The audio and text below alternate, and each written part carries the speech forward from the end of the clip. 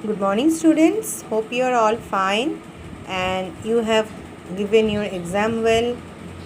So, our half yearly exam is completed. Today, we're going to start our second UT syllabus. Today, in our English 2 class, we will start a chapter. So, everybody, open your book, page 71. Chapter 6, No Farther Than Mandya. Put date and CW here. Okay. This is a story of three friends, those who studied in a boarding school and their school is closed for summer vacations. Now these three friends plan to go for a camping trip for 3 days because they want to do some adventures. So let us see what happened next. Some years ago, three boys decided to have an adventure. It was the middle of the summer holidays that their boarding school in the hills was closed for a month. They might have read or gone to the cinema, but they decided to do something more exciting. तो ये three friends हैं जो एक boarding school में पढ़ते हैं hills में, और वो बोर्डिंग स्कूल समर वेकेशन के लिए बंद है और इन तीनों ने डिसाइड किया कि वो कुछ इन वेकेशन में कुछ एक्साइटिंग कुछ करेंगे, क्योंकि हम लोग वेकेशन में तो किताब पढ़ते हैं, सिनेमा जाते हैं या कोई रिलेटिव की घर जाते हैं, पर इन तीनों लड़कों ने डिसाइड किया कि वो कुछ एडवेंचरस कुछ एक्साइटिंग कुछ काम करेंगे. Danny and Rohan, two English brothers, lived in India because their father worked for a company in Bangalore. Their friend Nikhil was from Bombay. His parents had gone abroad for a couple of weeks, so he was staying with his friends. So these two boys, Danny and Robin, two brothers, they lived in India because their father works in a company in Bangalore, and with them their friend also Nikhil also lived. His parents have gone abroad, so he is also staying with these two boys. Plans for their adventures, a 3-day camping trip on bicycles, got underway. The brothers had their own bicycles and hiring one for Nikhil would not be a problem. तो उन लोगों ने सोचा कि हम लोग 3 दिनों के लिए एक कैंपिंग ट्रिप में जाए बाइसाइकिल पे. उन दोनों के पास बाइसाइकिल है और वो निखिल के लिए एक बाइसाइकिल हायर कर लेंगे. Let's plan the trip properly, said Nikhil one day. तो निखिल ने बोला कि चलो हम लोग वो ट्रिप के लिए कुछ प्लानिंग कर लें. That three boys set down to make a itinerary. Underline this word. Itinerary means route, किस रास्ते से वो लोग जाएंगे वो प्लान करेंगे. Robin fit some paper and pencils and Danny examine his new pen knife. तो रॉबिन पेपर और पेंसिल लेने के लिए चले गए और डैनी अपना जो नए पेन नाइफ उसने ख़रीदा उसको लेके बहुत बिज़ी है और उसे देख रहे हैं कि वो कैसा काम करता है. Since you have that handy Danny, said Nikhil, pushing the pencils across the table. You may as well sharpen this. तो निखिल ने बोला आपके पास तो पेन नाइफ है तो तुम मेरे ये पेंसिल शार्प कर दो. They will damage the blades, said Danny, looking at the pencil suspiciously. Underline this word suspiciously.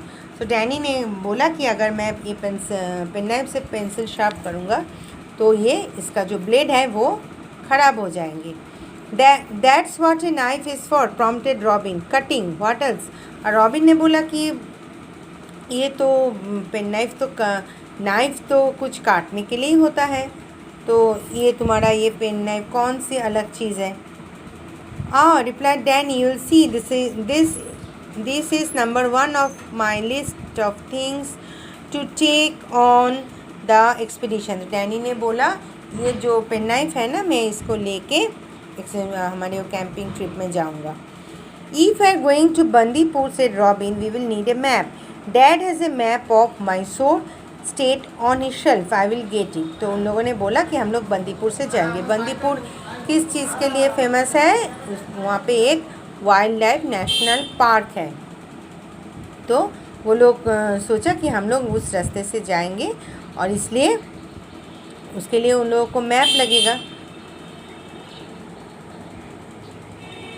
तो रॉबिन ने बोला कि उसके फादर के पास एक मैप है, तो मैं उसे लेके आ रहा हूँ.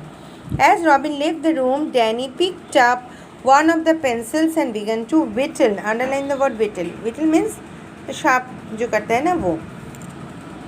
तो रॉबिन तो चले गए मैप लाने के लिए और डैनी ने अपना वो पेंसिल लिया और उसे शार्प करने लगा. Be careful warned Nikhil, adding sarcastically. Underline this word sarcastically, this word. It means,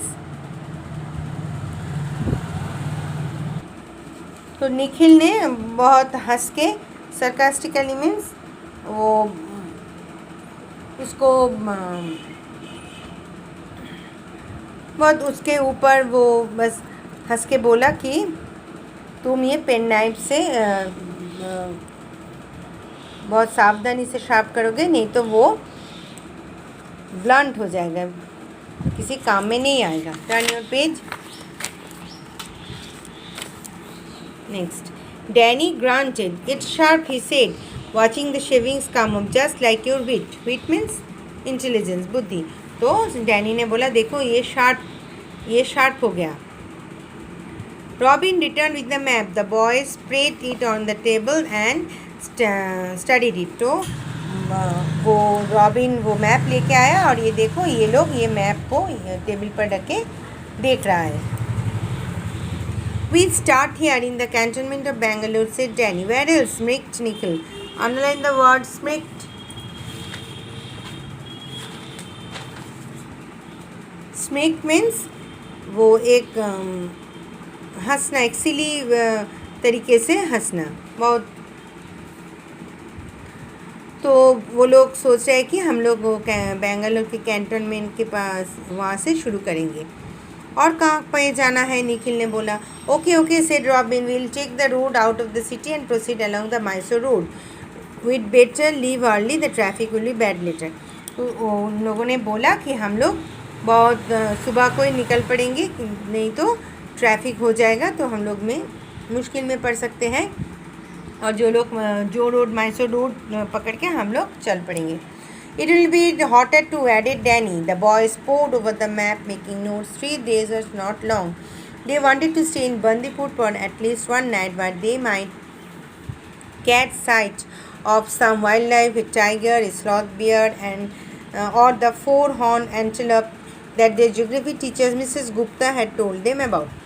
तो लोगों ने बोला तो ये तो समर का तो सीज़न है, तो बहुत गर्मी लगेगा. तो वो लोग ने बोला कि 3 दिन बहुत तो कम है, क्योंकि वो लोग वो बंदीपुर वहाँ पे जो नेशनल पार्क है वहाँ रुकना चाहते थे, और वहाँ पे जो वाइल्ड लाइफ है वो लोग देखना चाहते हैं, जहाँ पे वो लोग टाइगर, बियर और एंटीलोप या जो लोगों के टीचर ने, ज्योग्राफी टीचर ने बोला वो सब वहाँ पे देख सकेंगे. तो वो लोग वहाँ रुकना चाहते थे. Bandipur too far in one day, exclaim Danny. Will stop for the night in Mysore. तो डैनी ने बोला कि बंदीपुर तो बहुत दूर है, हम लोग तो एक नाइट मैसूर में रुकना चाहिए. Mysore, cried Nikhil, that's 140 kilometres है. वे तो निखिल ने बोला कि मैसूर भी तो दूर है, वो तो 140 किलोमीटर्स दूर है. Well said Danny, we can do that easily. तो डैनी ने बोला हम लोग इजीली वो कर पाएंगे. Yes maybe, replied Nikhil. If I had my own bike here I could cycle all the way to Ooty in a day, otherwise it will be Mysore back. तो निखिल ने बोला कि अगर मेरे पास अपना बाइक होता तो मैं एक दिन में ऊटी जा सकता था. Danny and Robin guffawed. Underline the word guffawed mean जोर से हंसना. Ooty splattered Robin. Underline the word splatter. We'll be lucky to get as far as Mandya and that's 100 kilometres away. तो रॉबिन ने बोला ऊटी वो तो बहुत दूर है, इसके इससे अच्छा है हम लोग मांड्या जाए, जो बहुत दूर नहीं है. Although the boys were not much good at maths, they began to debate on time, speed, and distance. Little did they realize that in the heat of summer, a day seems much longer than 24 hours.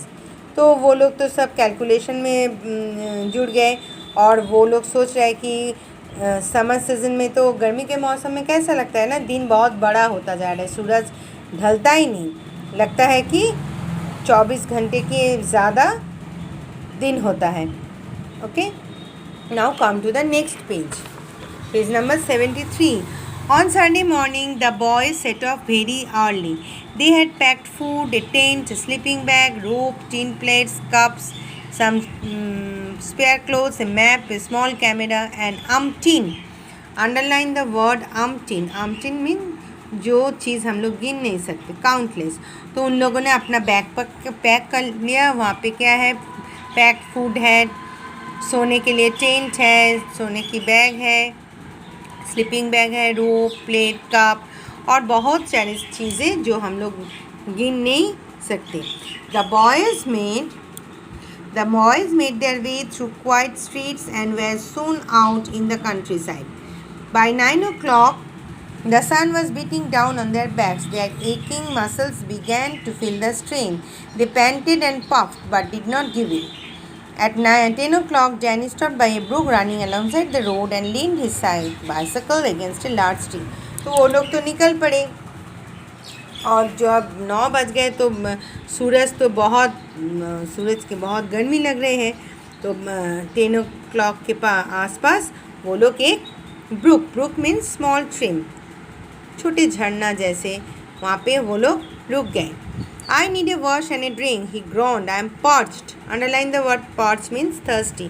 तो Danny ने बोला कि मुझे बहुत ही पानी पीना है, तो मैं यहाँ पे मुँह हाथ धो के पानी पीऊँगा. Robin and Nickel circled down for a bit and then joined them. I am not sure you should drink that water, cautioned Robin, carefully splashing some on his face to cool off. तो Robin ने उसको बोले, सावधान किया कि इसका पानी, ये ब्रुक का पानी मत पियो, ये पीने की लायक नहीं है, आप बस मुँह हाथ धो के आ जाओ. The boys feel fresh, mounted the bicycles and continue the journey. तो वो लोग मुँह हाथ धोए और फिर निकल पड़े. About kilometres down the road they came across some village women washing their clothes in the same brook. तो उन लोगों ने देखा कि वहाँ पे जो गाँव के जो औरत है वो जो छोटा ब्रुक देखा था ना, वहाँ पे वो लोग कपड़े धो रहे थे. Said Robin with some satisfaction, I told you. तो रॉबिन ने बोला कि मैंने तो बोला था ये इसका पानी मत पियो, देखो यहाँ पे ये लोग कपड़े धो रहे थे. By 2 o'clock when the sun was at its fiercest, the boys reached Mandya. They did not stop there long for fear of attracting attention. They bought a few oranges at a stall and moved on. 2 बजे के आसपास वो लोग मांड्या पहुँच गए. वहाँ पे वो लोग रुके नहीं, बस कुछ ऑरेंजेस खरीदे एक दुकान से और चल पड़ी. With Mandya behind them, Nikhil and Robin stopped to peel their oranges. Danny just watched. When the oranges had been peeled, Robin and Nikhil sucked at the segments as they cycled along. It was then that Danny, releasing the handlebar of his bicycle, began cycling like a circus performer. तो वो लोग orange खरीदे और वो लोग उसे छीलकर खाने लगा. तभी डैनी ने अपना जो बाइसाइकिल का जो हैंडल है उसे छोड़ के एकदम सर्कस में जो लोग स्टंट करते हैं ना, जो लोग खेल दिखाते हैं उसके जैसा वो करने लगा. This is how you should peel your orange, shouted Danny, holding up his pen knife and an orange for the others to see. तो डैनी ने भी ऑरेंजेस निकाला हाथ में और बोला कि ऐसे पेन नाइफ से कैसे छीलता है, तुम देखो. The orange in his left hand and the penknife in the other were brought together dramatically. Then he made the cut. तो एक हाथ में पेन नाइफ लिया और एक हाथ में ऑरेंजेस लिया और एकदम नाटक जैसा वो उसे छीलने लगा. The bicycle toppled over. Underline the word toppled. Toppled means पलट कर गिर गया.